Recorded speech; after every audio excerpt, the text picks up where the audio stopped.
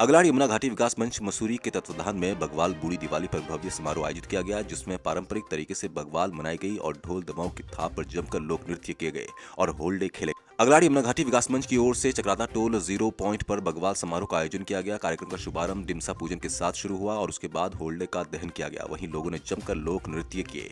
पारंपरिक वाद्य यंत्रों, ढोल दमाओं की थाप पर महिलाओं और पुरुषों ने जमकर होलियात नृत्य, सराय नृत्य, रासो नृत्य, तांदी नृत्य किए और पूरी मस्ती में नाचते रहे, जिसे देखकर आने जाने वाले पर्यटकों के पैर भी थिरकने लगे। इस मौके पर समिति के अध्यक्ष शूरवीर सिंह रावत ने बताया कि अपनी संस्कृति और सभ्यता से आने वाली पीढ़ी को रूबरू कराने का ये एक सुनहरा अवसर होता है और यह परंपरा बरसों से चली आ रही है, जिसमें सभी ग्रामीण बूढ़ी दिवाली को धूमधाम से मनाते हैं। इस मौके पर बतौर मुख्य अतिथि पहुंचे कैबिनेट मंत्री सुबोध उनियाल ने समिति के सदस्यों और पदाधिकारी को बधाई देते हुए कहा कि समिति ने आज भी जौनपुर जौनसार की संस्कृति को बचा के रखा है। आज देश विदेश में यहाँ की संस्कृति को पहचान मिली है। उन्होंने कहा कि आने वाले समय में इस पर्व को और धूमधाम के साथ मनाया जाएगा। कार्यक्रम स्थल पर आए धनौल्टी विधायक प्रीतम सिंह पवार ने भी सभी को बग्वाल की बधाइयां दी। देखिए, हमारे जो पर्वतीय क्षेत्रों में जो हमारी बूढ़ी दिवाली है, मंगसिर की दिवाली जिसे कहते हैं, ये बड़े धूमधाम से मनाई जाती है। और आज मसूरी के अंदर भी जो है, जो यमुना घाटी और जौनपुर विकास मंच है, इनके द्वारा जो है ये भव्य आयोजन यहाँ पर किया गया। निश्चित तौर पर ये अपनी जो हमारी संस्कृति है उसको बढ़ाने का काम कर रहे हैं। जो धार्मिक मान्यताएं भी हैं उसको बढ़ाने का काम कहीं ना कहीं आने वाली पीढ़ी के लिए भी जो है ये। हाँ, निश्चित तौर पर क्योंकि हमारी संस्कृति बहुत सारे जो पूरे उत्तराखंड की पहाड़ की संस्कृति है, अगर हम बात करें तो कई जगह ख़त्म हो चुकी हैं, लेकिन अभी इस क्षेत्र में ये संस्कृति हमारी जिंदा है और निश्चित तौर पर ये हमारी अगली पीढ़ी को भी हस्तांतरित होगी इन सब कार्यक्रमों के माध्यम से।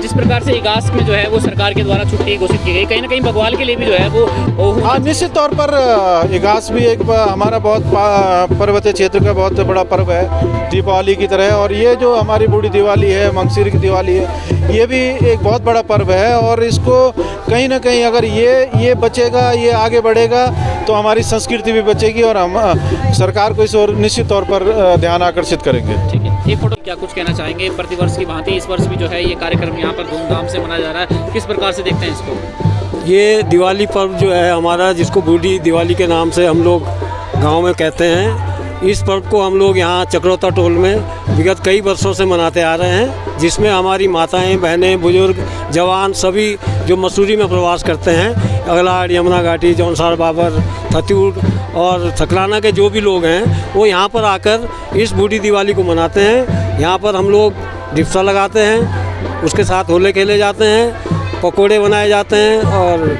चूड़ा और अखरोट का जो है वितरण किया जाता है प्रसाद के रूप में। रस्साकसी जिसे जो है वो खेली जाएगी अभी। और आप देख रहे हैं कि सुबह से जो है यहाँ पर तांदी नृत्य, रासो और पांडव नृत्य किया जा रहा है। सभी महिलाएं अपने पारंपरिक वेशभूषा में सुबह से, और पुरुष और बुजुर्ग लोग सभी जो है पारंपरिक वेशभूषा में नृत्य कर रहे हैं।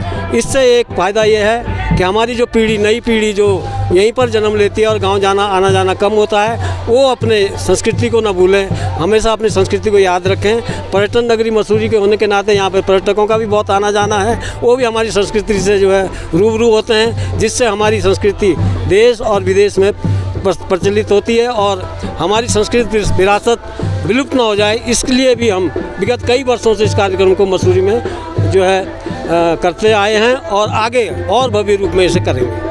कहीं नहीं है और सब लोग अपने देख लीजिए, सुबह से पारंपरिक माताएं, बहनें जो है पारंपरिक वेशभूषा में हैं और जवान, बूढ़े सब लोग एक सुबह से कम 5-6 घंटे होने को है नृत्य कर रहे हैं और अपने सांस्कृतिक कार्यक्रमों का आनंद ले रहे हैं। एक समस्या थोड़ी सी जो है ये भी है, अभी तक जो है यहाँ पर ये भवन नहीं बन पाया, काफ़ी समय से लंबित है, सड़कों पे कार्यक्रम करना पड़ता है। ये हम लोगों ने काफ़ी वर्ष पूर्व जो इसकी लीज कराई थी।